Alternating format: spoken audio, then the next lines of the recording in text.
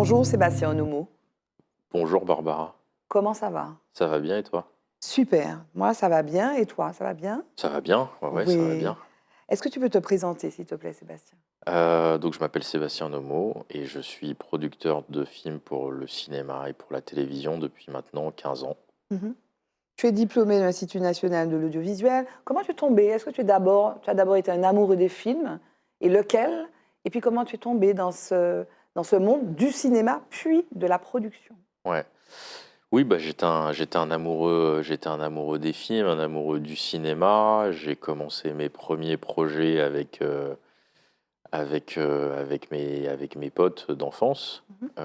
et puis, un jour aussi, j'ai commencé à envoyer ces projets, à des chaînes de télévision, et puis il y avait une femme qui s'appelait Barbara Jean-Élie qui a diffusé un de mes spots qui s'appelle, «Un poème pour un autre regard», que je faisais avec mon cousin, Abad Boumsong à l'époque, et donc tu fais partie des gens qui ont été les premiers à me repérer et à me faire confiance, et après cette graine, elle a poussé, et puis à un moment donné, est venu, on va dire, le moment de faire des choix, d'un point de vue scolaire, et ma scolarité s'est orientée vers de la production audiovisuelle, Mmh. parce que c'est un endroit où j'avais identifié dans mon parcours un peu autodidacte au départ que accompagner les auteurs, les talents sur ce qu'ils ont envie de dire, c'est quelque chose qui me passionne, vraiment, qui me nourrit aussi, et donc depuis, je me suis lancé dans cette voie-là, et me voilà aujourd'hui. Un producteur, c'est pas le réalisateur du film, c'est pas l'acteur qui joue dans le film, c'est la personne qui est avant qu'on voit le film. C'est la personne qui va prendre le risque de faire le film et c'est un médiateur aussi avec plein d'autres personnes qui vont faire que le film fonctionne ou pas. Est-ce que tu peux nous raconter ce qu'est une journée, par exemple, pour un film comme Fanon, Ouais. en amont, pendant et après? C'est difficile de raconter une journée type. Mhm. Par contre, par rapport à ce que tu dis, je peux dire une chose, c'est que je suis celui qui doit voir le plus loin possible à partir du moment où on me pitch un projet. Et quand je dis le plus loin possible, c'est-à-dire que je dois imaginer, ce que le réalisateur a en tête comme film à la fin, mais je dois aussi imaginer ce que va être sa distribution et sa diffusion, parce que je vais aller chercher des partenaires pour accompagner ça. Mhm. Et ça me passionne. Mais c'est un métier de risque, un Ouais, métier de déception aussi. c Tototo, on va faire un film génial, vous nous donnez un peu de sous pour le faire. Non, non, je ne vous donne pas, je repars. ouais, bah, c'est pour ça que moi, dans ma ligne conductrice de producteur, j'ai choisi d'être sur des projets qui font sens. Parce que quitte à ce que ça prenne du temps, que ce soit compliqué, à la fin, je voulais avoir cette satisfaction de me dire que, j'ai pas, mis tout ce temps-là à accompagner ces auteurs et à produire ces œuvres, pour que finalement les gens n'en gardent rien. Donc j'ai vraiment ce truc Mmh. de faire en sorte que, à la fin des films que je produis, les gens ressortent nourris de quelque chose en plus qu'ils ont appris, qu'ils ont découvert, pendant, je dirais, la projection du Mmh. film, et que à la fin, si, ça permet à une ou 2 personnes ou 3 personnes qui étaient dans la salle de faire un pas de côté sur, comment ils percevaient, certaines choses, pour nous on est gagnant.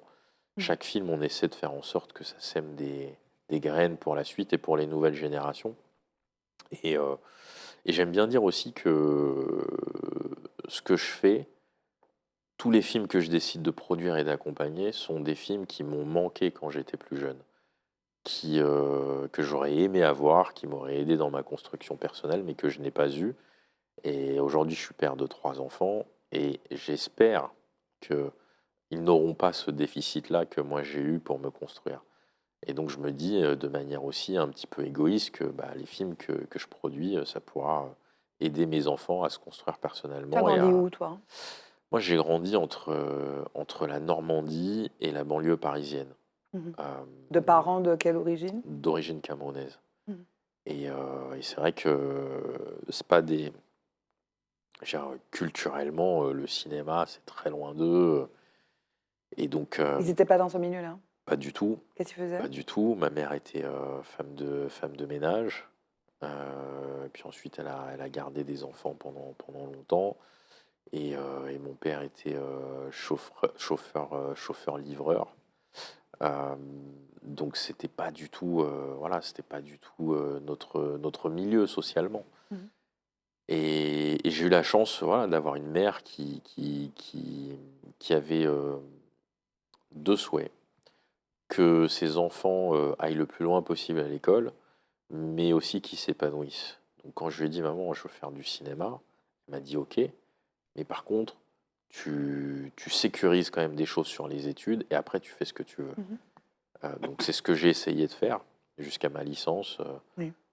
On va dire que je faisais des études pour ma mère. Puis après, à Du partir cinéma par ailleurs. de littérature, Oui. et ensuite, à partir de ma maîtrise, là, j'ai fait ce que je voulais faire Oui. depuis toujours, c'est-à-dire du cinéma. Et alors, donc, tu as travaillé donc, à la production Les Films d'ici, puis tu as créé avec Olivier Laouche en 2015 la société spéciale Touch Studio. Maintenant, bon, Olivier n'est plus dans la société, mais cette société produit plein de films qui ont du sens, tu l'as dit Ouais. tout à l'heure, et donc de façon très éclectique.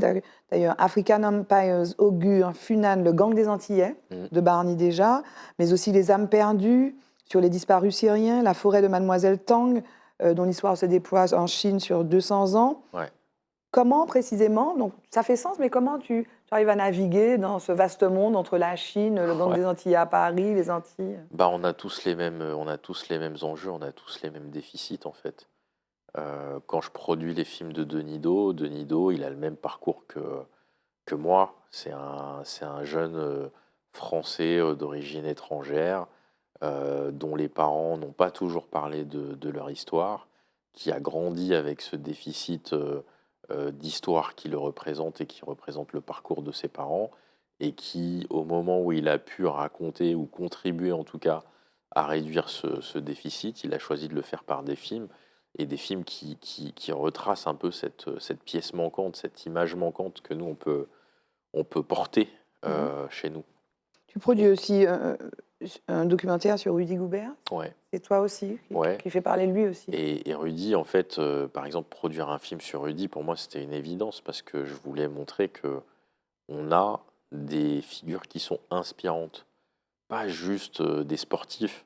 C'est que derrière ces sportifs, il y a des humains qui ont une force de travail, des convictions, qui, si elles sont transmises aux jeunes générations, peuvent leur donner des clés pour aller loin. Et ça, c'est tout de suite ce qui m'a séduit dans le parcours de Rudy. C'est quelqu'un avec une force mentale qui est incroyable. Parlons maintenant de ce personnage inspirant, Ouais. Fanon.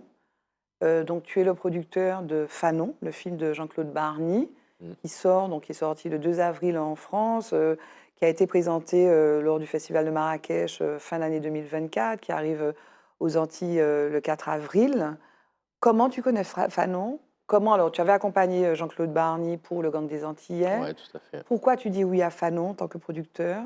Qu'est-ce que tu te dis quand Jean-Claude Barny te dit faisons Fanon? Et toi, à quel moment tu connais Fanon dans ta vie d'homme? Tout est connecté. Tout est connecté avec l'histoire du Gang des Antillais. Le Gang des Antillais, c'est l'histoire de Loïc Léry. Loïc Léry, quand on a commencé à travailler sur son film, sur son roman, pour l'adapter au cinéma, m'a toujours parlé de Fanon. Et à quel point Fanon lui avait permis de s'ouvrir l'esprit et de comprendre qui il était.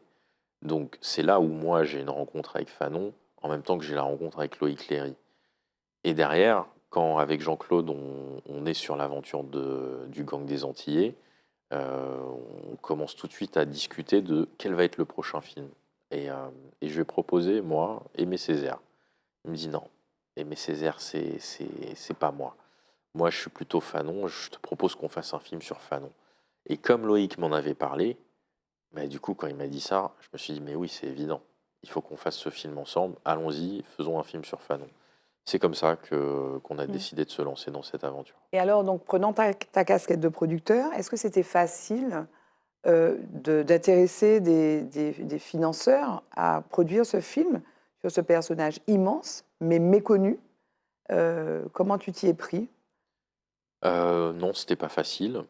Mais on va dire que un homme averti en vaut deux. Donc quand on a commencé cette aventure, je savais que ça ne serait pas facile et qu'il fallait que je trouve des solutions. Donc on va dire ma réflexion a été de dire: «Bon, bah, on va ancrer territorialement le film déjà». Un réalisateur guadeloupéen qui va raconter l'histoire d'un Martiniquais. Ça fait déjà 2 régions qu'on peut associer sur le film. Puis ensuite, on va monter à l'échelle nationale, aller obtenir le soutien du CNC, des diffuseurs. Et on a vite atteint un plafond de verre, en fait, Mmh. en termes de financement. Donc, quand je suis arrivé à ce plafond de verre, je me suis dit: «OK, je pourrais pas aller plus loin en France parce que je n'arrive pas à obtenir soit les soutiens que je veux, soit le niveau de soutien que je devrais avoir. Il faut que j'aille chercher cet argent à l'étranger». Donc c'est là où j'ai été chercher, un partenaire au Luxembourg, un partenaire au Canada. J'ai aussi renforcé, ma position sur la France avec, Mmh. Louise, Cosra, qui est l'autre productrice, française du film et qui m'a suivi dès le départ. Pourquoi c'est compliqué? Est-ce que c'est compliqué parce que ce sont des personnages, je parle de Fanon, hein, qui est un Ouais. personnage qui représente quelque chose de très important pour les peuples du tiers-monde, Mmh. ou les anciennes, colonies. Est-ce que c'est parce que ce personnage-là ne serait quand même pas connu, ne serait pas assez universel? Ou est-ce que c'est parce que le public, voilà, le public, les histoires de noirs, pour le dire aussi directement et trivialement, n'intéressent pas? Tu sais, moi, je me pose pas ces questions, en fait. Mmh. Moi, je me dis: «Tiens, ce personnage-là, il est méconnu. Le cinéma doit être, ce médium qui permet de faire découvrir d'autres horizons, d'autres personnages, d'autres histoires, d'autres points de vue».